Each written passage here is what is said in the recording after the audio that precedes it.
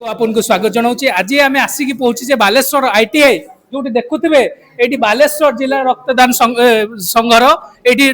Blood donation camp जो मैंने आगुरी करते प्रोत्साहित करा सर्टिफिकेट दि जाऊँगी आम सांगे मैडम अच्छा एसडीपीओ मैडम अच्छा दादा आमर जे रक्तदान जे बालेश्वर ओडिशार जे ना कर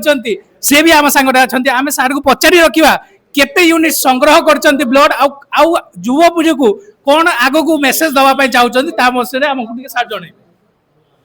समस्त को कृतज्ञता धन्यवाद। गत 14 तारीख दिन जाइए विश्व रक्तदाता दिवस से दिन जो माने रक्तदान क्षेत्र में कृतित्व अर्जन कर रक्तदान आंदोलन को जो माने समृद्ध कर सम्मान कर दिवस आम जिला रक्तदाता संघ पक्षर से दिन बालेश्वर जिलार 4टी ब्लॉक को लेकर जलेश्वर संबर्धना कार्यक्रम करूँ। गत काली खैरारे 5टी ब्लॉक को लेकर संबर्धना कार्यक्रम करूँ। आज से भाव में आउ 3टी ब्लॉक को लेकर रेमुणा सदर एवं बाहानगा ब्लॉक को लेकर संबर्धना कार्यक्रम करूँ। पाखापाखि 200 शिविरार्थी को आम संबर्धित करूँ। या केवल हूँ जे जो माने रक्तदान आंदोलन को आम जिले में आगे की नहीं रक्त बिना जड़े क्या मरिया को देवे ना यही जो अंगीकारबद्धता स्वीकार करम जिले में 850 थैलासेमिया रोगी को बंचार राह जो मैंने देखा दिशा जो मैंने देखा से सम्मान जनइबार दिवस हूँ। आज आज आम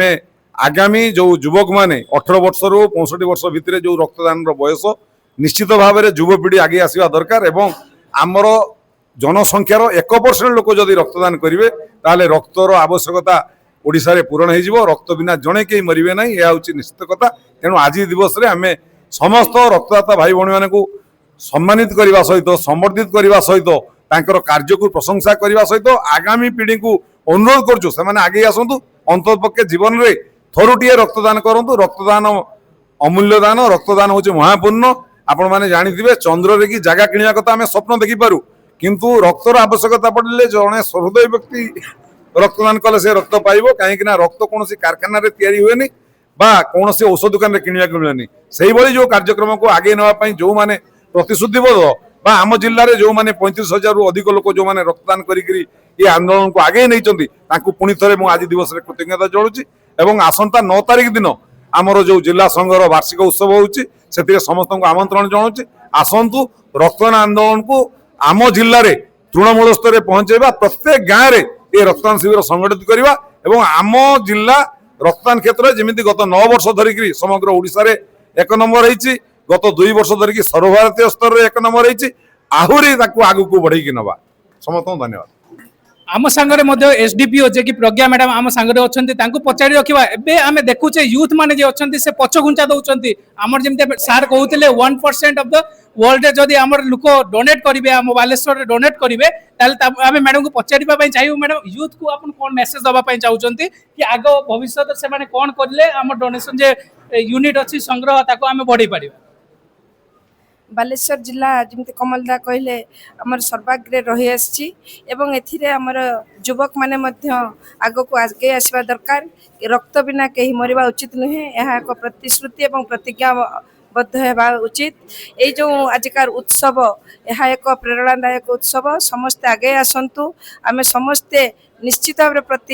प्रतिज्ञा नेबा दरकार जीवन में थरे ना थरे आम रक्तदान निश्चित करवा उचित। ट्रस्ट को महासंघ को आगे नापी कौन कहवाई चाहूँ धन्यवाद। मुझे ये कथा कहि बालेश्वर जिला निश्चित भाव अग्रणी जिला आम रक्तदान क्षेत्र में गत वर्ष आम 510 कैंप करी 30,000 ब्लड संग्रह कर सर्वाधिक ओडिशा रे से भली आगामी दिन में आम यह तृणमूल स्तर में घर घर रक्तदान हर घर रक्तदान समस्त घरे गोटे जड़े रक्तदाता सृष्टि हे एवं समस्त परिवार जड़े रक्तदान सृष्टि पारे आम आमर चाहिदा पूरण करें। आपण जानती फकीरमोहन मेडिकल कॉलेज एम्स आगामी दिन में होगा जाऊँगी एटी एते परिमाण में अत्यावश्यक दरकार होची रक्त एवं 850 थैलासेमिया रोगी थिबारु आमर रक्त 120 यूनिट रक्त डेली दरकार होची। तेणु एथिपाई आमर रक्तर आवश्यकता अच्छी मु युवपीढ़ी मान अनुरोध करी से रक्तदान क्षेत्र में आसतु आगे आसतु प्रचेषा करूँ आगामी दिन में यह गोटे महास्रोत परिणत करी गोटे युद्धकालीन भितर गोटे